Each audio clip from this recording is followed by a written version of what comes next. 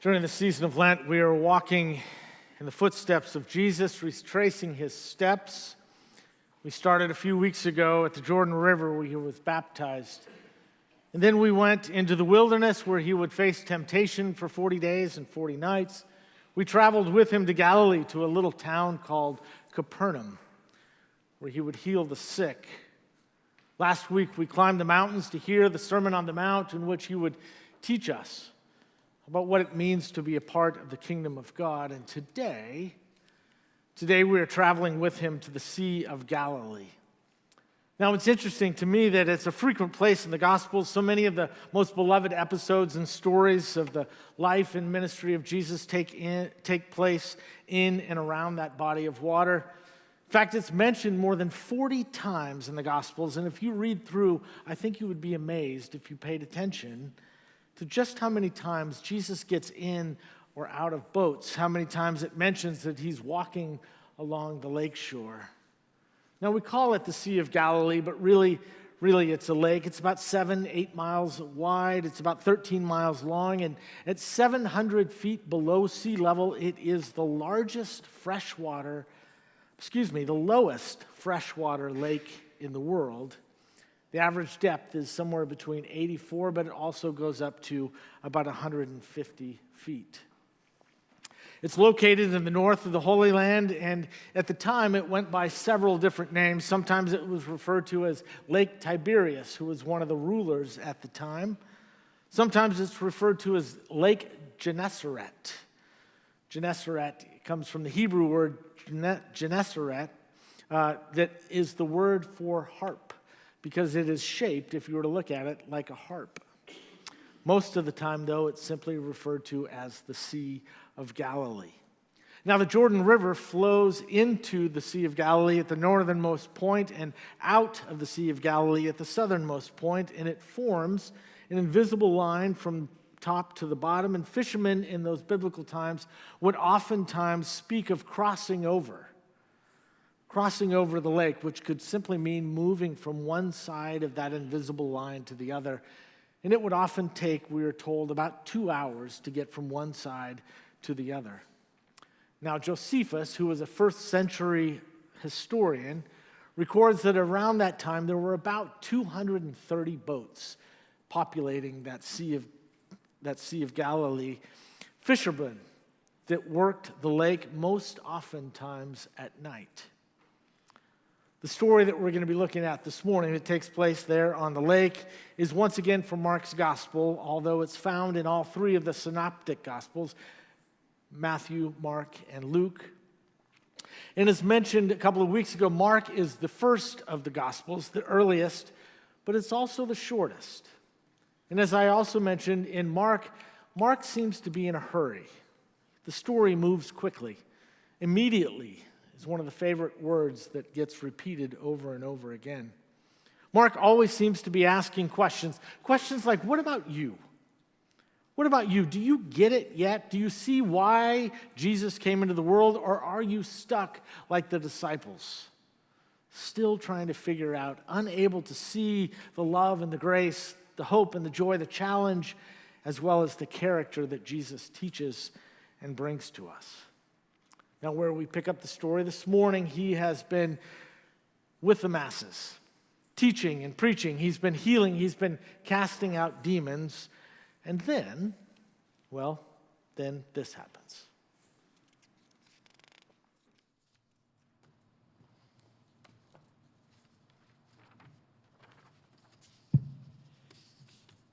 The scripture reading today is from Mark chapter 4, verses 35 through 41. Here begins the reading. On that day, when evening had come, he said to them, "Let's go across to the other side." And leaving the boat behind, they took him with them in the boat, just as he was. Other boats were with him. Then a great storm arose, and the winds beat into the boat, so that the boat was already being swamped. But he was in the stern, asleep on the cushion. And they woke him and said to him, "Teacher, do you not care that we are perishing?" He woke up and rebuked the wind and said to the sea, "Peace, be still." Then the wind ceased. There was a dead calm. He said to them, "Why are you afraid? Have you still no faith?" And then they were filled with great awe and said to one another, "Who then is this that even the wind and the sea obey him?" The word of God for the people of God.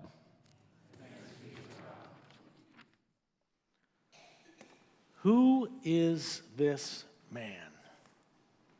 Who is this man? The disciples ask, and in many ways their question is our question. In fact, the argument could be made that we come each week and gather in this sacred space to ask that very question, to ask ourselves, who is this Jesus, and who are we as his followers?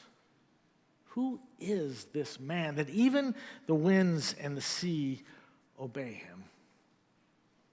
There he is, crossing over in the night. Jesus is exhausted. He's been teaching. He's been healing people. He's been getting things done, meeting people's needs. And he's asleep in the back of the boat, and all of a sudden this storm whips up out of nowhere.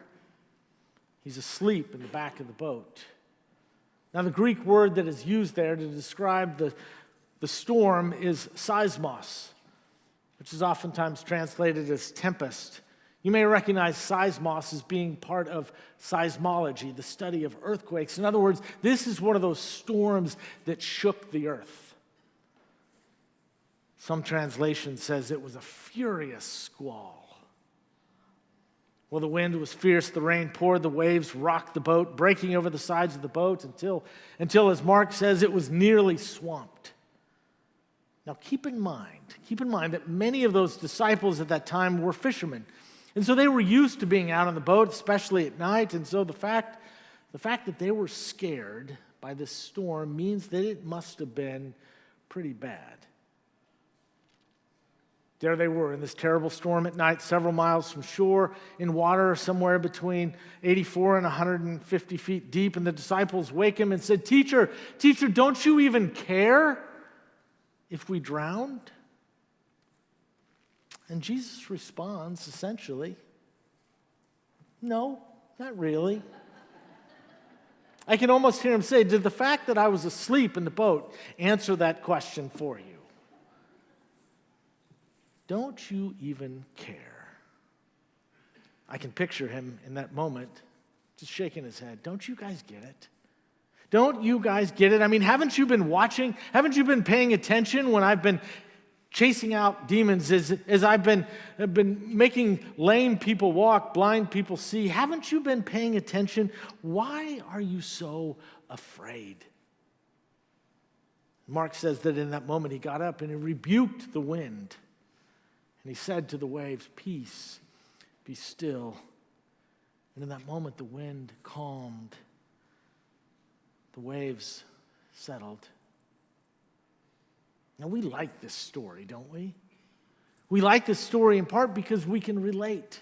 We can relate because I think just about all of us have felt at some point in our life like we were on a sinking ship in the middle of a storm. When the winds howl and the waves crash and it feels like you're going down. I'm willing to bet that just about all of us have had a similar situation, facing some sort of a storm. And it may have nothing to do with weather. It may have nothing to do with a boat. But we find ourselves terrified by whatever it is that life throws at us.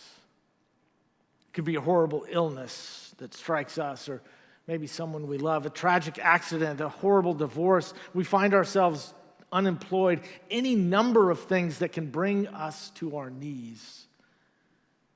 And both individually, maybe collectively, we face those strong winds, those huge waves in the middle of the night.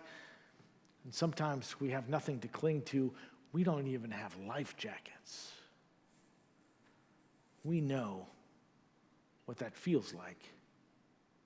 And I hate to be the one to tell you that if you've not faced a situation like that, chances are that you will. Because none of us get through this life unscathed. We like this story because we can relate. A couple things about storms. First, I think storms reveal. And then also, I think storms expose. You see, it's in the midst of those storms of life that we find out what we're made of. It's in that midst of those horrific moments when we find ourselves on our knees, when we discover who we are, what type of person we are, what type of person we are becoming. About 25 years ago, my father was in an industrial accident. It cost him one of his legs. It almost cost him his life. He was rushed into the emergency room, covered in diesel fuel. He was barely hanging on. I rushed out. I was living in Atlanta at the time. I flew out to the West Coast and was there a couple days later when there was a knock on his hospital room. He was asleep, and so I walked over and I answered the door and stepped out into the hall to talk to these two nurses who explained to me with tears in their eyes that they were the nurses in the emergency room that cared for him when they brought him in after the accident. They went on to explain to me that he was so kind. He was so gracious. He was so appreciative of everyone that was taking such good care of him. We were so moved by that, he said. We were so moved that we wanted to come check on him to make sure that he's okay. You see, the storms of life, they don't build character. They reveal the character that was there all along, and we discover in the midst of those moments, in the midst of those storms, the essence of our integrity. We discover in those moments what we are made of. Well, the disciples, they come undone. They start to panic. The storm reveals for them an anxiety, a lack of peace, a lack of faith. And Jesus says, "Why are you so afraid? Do you not have any faith at all?" You see, the storms reveal all sorts of things about the disciples. Just look at what the storm drags to the surface. Aren't you guys further along than that? Jesus seems to ask. Were you really worried? Look at what this storm has revealed in you, he says. I saw an interview a while back. The name of the man was John Gaylord. I don't know much about him, except that he was diagnosed with an adrenal carcinoma. I don't know what that is, but it sounds pretty bad. And I also know that he was given only 3 months to live upon that diagnosis. And about a month after that diagnosis, he was interviewed. And in that interview, he said, "God has provided for me so much through the years, and I know that God's going to be waiting for me at the end of the time. And I've had great peace and great joy in terms of going through this experience. Because my family, my friends, whatever I've needed, God has provided. People have shown up. They've done whatever. And I have all the confidence in the world that I will be provided for." Did I mention that John has less than 3 months to live when he makes that statement? And the words that he used, did you hear? He used words like peace and joy, like confidence. Notice that he didn't use words like anxious or stressed or worried. On Thursday morning, as I was writing this sermon, looking at my notes, I got to this point and I thought for a minute. And then I decided to enter into a little practice of my own, and I sat down and I started writing out all of the things that I've been stressed and worried and anxious about in the last couple of weeks. And I got to tell you, it was a longer list than I would have liked. And as I stood looking at this list, I thought to myself, I wonder what John would think if I were to show him this list. This one who has less than 2 months to live. I wonder what John would say of the things that are on my list. Instead, he uses words like peace and joy and confidence. What is the storm revealed in his life? Well, you heard what he said. I've been taken care of every step of the way. I'm going to be fine. You see, for most of us, so much of our lives is spent chasing, desiring, wanting, hoping, pursuing, wishing, running after, chasing after, longing for whatever it is that might come next. And we're here, but really we want to be there. We want that. And if we could just get that, well, then everything would be fine. But then something happens, and life brings us to our knees, and you suffer, and you have to go through, and all you have is this. You can't rely on that because you don't know if that's ever going to come. All you have is this. And so in that moment, you don't wish those storms upon anyone, but yet in that moment, you find out who you are right now without any of that. You see, our storms reveal our core character, who we are, the essence of who we are, and what it is that we cling to in those moments. And sometimes it reveals some sort of triviality about some of the stuff that we worry and we stress about. And sometimes they reveal what it is that we have built our house upon. And when you see it, sometimes it can be stunning. Because those storms, they reveal things about us. And sometimes they expose. You see, there's something else going on here too. It's much more subversive. That Jesus wakes up and he rescues the disciples. He rescues them from the storm. And as I said, we love this story because we want to be rescued from the storms that we face. We want to be rescued, but sometimes I'm willing to bet that it's the storms that rescue us. How many of you know someone who went through something awful, horrific, unspeakable, but yet in the midst of it all, on the other side of the story, they say, that storm, it saved me. Because all of a sudden, my priorities shifted.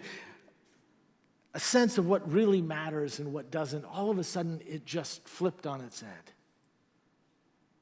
I read a fascinating book last year called Between Two Kingdoms, a memoir of life interrupted. It's written by a woman by the name of Suleika Jawad. And I can't recommend the book highly enough. The story is, her story, is that in the summer after she graduated from college, at the age of 22, she was diagnosed with leukemia. And she was given that summer a 35% chance of survival. And here she was at 22 years old. Her life is completely interrupted. The life that she had imagined for herself, the life that she was about to begin, has simply gone up in flames. And she would spend the next 4 years fighting for life, living between two kingdoms, between the kingdom of the sick and the kingdom of the well. You see, in that time, she discovered with incredible clarity who she was and what she wanted most out of life. She said in that moment, all of the artifice faded away. Everything that I thought was real, much of it turned out to be artificial. And in that moment, I became crystal clear, not just about the type of people that were in my life, but more importantly, the type of people that I wanted in my life. And what mattered most. She talks in the book about having incredibly limited energy in the course of those treatments. And she would say that on most days, I could get about 3 things done. That's all I had the energy for. I knew in any given day that I might be able to write an email, to have a conversation with a friend, and maybe watch a movie, though I'd probably have to stop in the middle in order to take a nap. And I knew that I could only get probably 3 things done, so each morning I would think to myself, what are the 3 most important things that I want to get done today? And now, she says, in the kingdom of the well, the kingdom of the healed, I still do that. Each morning I wake up and think, what are the 3 most important things that I want to make sure that I get done today? What will not just be the most important, but what will be the most meaningful things that I want to do with this day? And make those things my top priority. You see, it helped her give her a sense of perspective, not just on the predicament that she faced, but more than that. It showed her a way to reimagine her understanding of what it meant to be a part of a community. It gave her a sense of connection so that in other times when she felt herself isolated, alone, it helped give her a path forward. You see, sometimes it feels like the storm is trying to kill you, but it ends up rescuing you in the end. Maybe you had a time in your life when you were facing layoffs and you feared losing your job, and so you prayed, God, I need to be rescued from losing this job. But maybe after losing that job, you came to the realization that that was the rescue that you needed, that you were stuck, that you didn't love that job the way that you once did, and you needed a new start, but yet you didn't have the opportunity, you didn't have the courage to step out, and all of a sudden that storm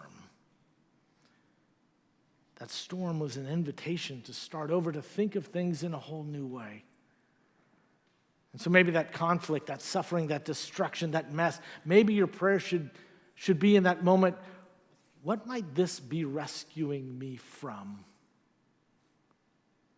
Because sometimes the storms save us.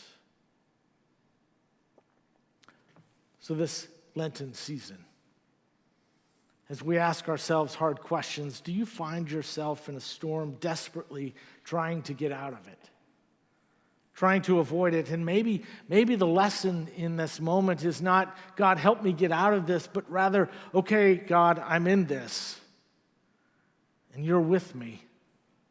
What is it in this moment that I need to be saved from? What is it that I need to be rescued from? Because Jesus stands up and he says to us calmly, peace, be still. And when he said that, the winds stopped and the waves calmed and the storm settled. But what we need to make sure that we don't miss in this story is that when he says that, he's not just talking to the weather. He's not just talking to the weather, that he's talking to us, that he's talking to any of us who've been hit by storms of life. And he tells us to be still and to know that we are in the presence of God, a God who loves us and promises never to forsake us, never to abandon us. Isn't it true that God never promises to take us away from life's experiences, but so much more importantly, promises to walk with us through all of them? Because sometimes we face storms with a leaky boat, but never are we alone.